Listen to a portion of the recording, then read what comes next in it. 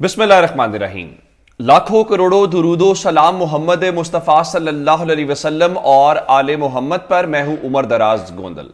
खबरें आपके सामने रखूंगा, फैसला आप खुद कर लीजिएगा। मैं उसके सामने एक जुमला बताना चाहता हूं कि पाकिस्तान का निज़ाम इंसाफ मुख्तलिफ लोगों को देख के वो एक बड़ा जुमला मशहूर हुआ था कि हम जो है वो फेस नहीं देखते, हम केस देखते हैं। लेकिन बदकिस्मती से जो हम देख रहे हैं कि पाकिस्तान के अंदर बुनियादी तौर पे फेस देखा जाता है और उसी फेस की बुनियाद के ऊपर आगे केस की किस्मत का फैसला भी होता है। नवाज शरीफ जो हैं उनको पाकिस्तान के अदालती निज़ाम ने जिस तरीके से रिलीफ दिया, जिस तरीके से उनका इस्तकबाल किया, वो भी काबिले तारीफ कहना चाहिए कि पाकिस्तान में बिल्कुल अदालतें काम भी कर रही हैं, फैसले महफूज भी नहीं करती और सब कुछ बर वक्त होता है। और दूसरी तरफ जब इमरान खान का नाम आता है तो सूरत हाल यकसर तब्दील हो जाती है।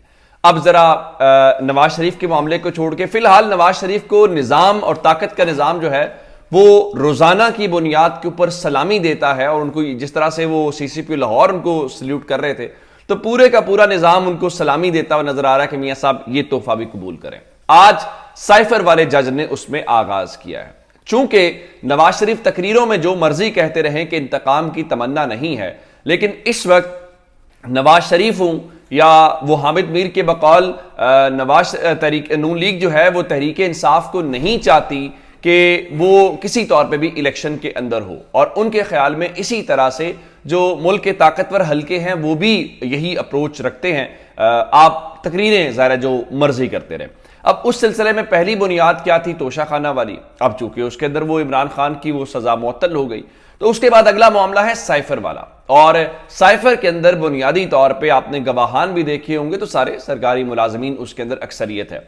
तो उसके अंदर इमरान खान के ऊपर फर्द जुर्म आयद होनी थी और मैंने आपको बता दिया था। और ये फर्द जुर्म आयद होने का मतलब ये है कि जनाब नवंबर के आखिर या दिसंबर के शुरू के अंदर वो इमरान खान को सजा सुनाने का प्लान रखते हैं। और जब जिस तरीके से मैंने आपको बताया था, जब रियासत आपको इंसाफ देने पे तुल जाए तो फिर कोई चीज आड़े नहीं आ सकती। वो आपने देख लिया था नवाज शरीफ के केस में। और इसी तरह से जब यहां आपको सजा देने पे तुल जाए तो फिर कोई चीज उनको रोक नहीं सकती। आखिरी समात के ऊपर जो है वो फर्द जुर्म आयद नहीं हो सकी थी। अब जो लंका ढाने वाली बात है, अब से थोड़ी देर पहले जो डेवलपमेंट हुई है, डेवलपमेंट ये है कि जनाब इमरान खान के ऊपर साइफर केस के अंदर न सिर्फ इमरान खान के ऊपर बल्कि शाह महमूद कुरैशी के ऊपर भी फर्द जुर्म आयद कर दी गई है। और आप जानते हैं ये साइफर गुमशुदगी या साइफर लीक करने का केस है जो इन दोनों रहनुमाओं के ऊपर है। और इसमें एक वजीर आजम है और एक वजीर खारजा है, ज़ाहिर है साबिक जो उस जमाने में, लेकिन उनको ये सबक जो है वो सिखाया जा रहा है। अब इस हवाले से प्लान ये है कि इमरान खान को सजा देके नाअहल करके इलेक्शन से मुकम्मल आउट किया जाएगा और उसके बाद इलेक्शन का शेड्यूल दिया जाएगा अगर इलेक्शन होता है। अभी उसके ऊपर भी बहुत ज्यादा सवालिया निशानात है कि इलेक्शन होता है या नहीं होता। अब इमरान खान को आज जब ये सारा कुछ हुआ तो इमरान खान ज़ाहिर है वो कोई ऐसे तो नहीं है। इमरान खान ने भी फौरी तौर पर चौका लगाया और उन्होंने पूरी अदालत के सामने आज ये कहा कि ये एक झूठा, मनगढ़ंत और सियासी इंतकाम का केस है। और उन्होंने कहा कि मैं अपनी बेगुनाही साबित करूंगा।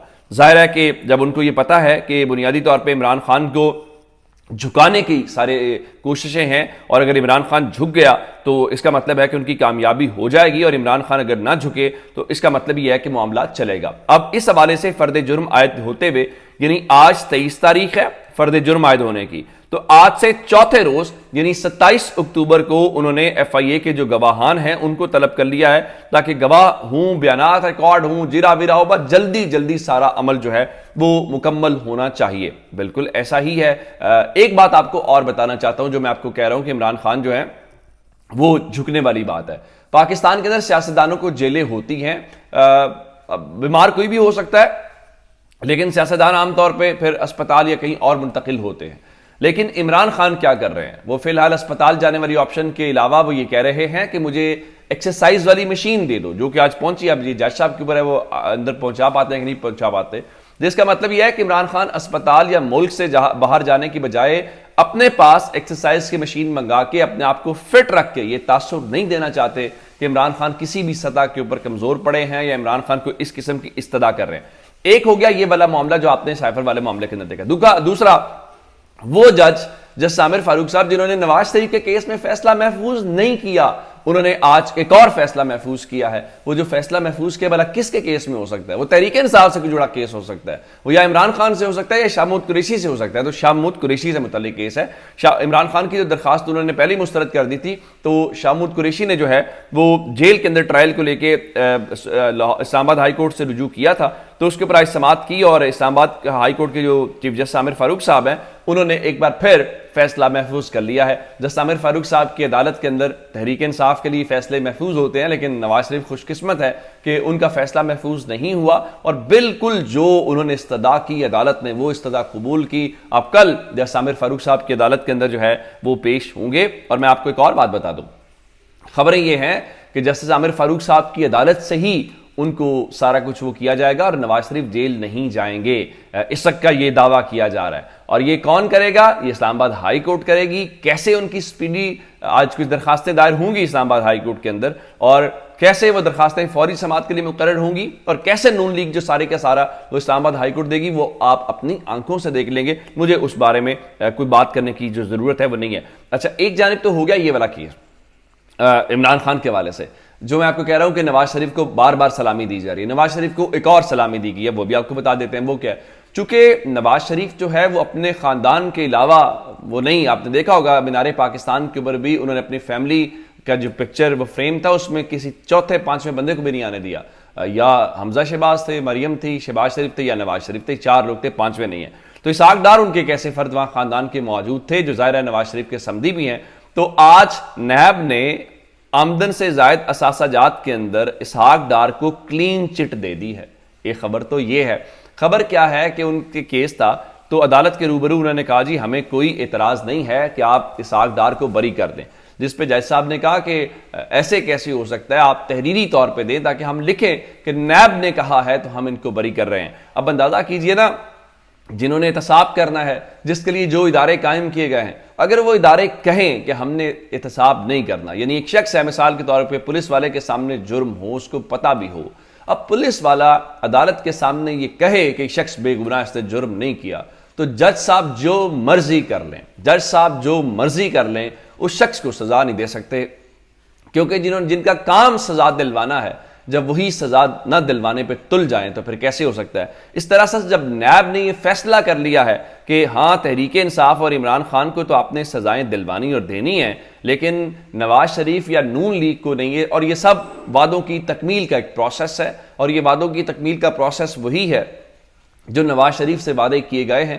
اور اس ساری صورتحال میں اب آپ دیکھ سکتے ہیں کہ آگے معاملہ کیسے بڑھے گا۔ ایک خبر اور ہے، اور خبر کیا ہے کہ جہانگیر خان ترین کا ہیلی کاپٹر کیا نواز شریف نے استعمال کیا ہے، جو خواجہ آصف ہیں وہ اس بات کی تردید کرتے ہیں، جبکہ کچھ لوگ جو ہیں استحکام پاکستان پارٹی کے وہ کلیم کرتے ہیں جی استعمال ہوا ہے، لیکن نون لیگ کہہ رہی ہے جس میں خواجہ آصف ہے کہ انہوں نے جہانگیر خان ترین کا ہیلی کاپٹر استعمال نہیں کیا، لیکن سوشل میڈیا کے اوپر شور یہی ہے کہ وہ جو ہیلی کاپٹر تھا وہ انہی کا تھا۔ اور پھر لوگوں نے سوال اٹھایا کہ اگر ہیلی کاپٹر آپ جہانگیر خان ترین کا استعمال کر سکتے ہیں تو پھر اون چودھری کو آپ کیوں جو ہے نواز شریف کا استقبال کرنے کے اوپر تحریری وضاحتیں مانگ رہے ہیں؟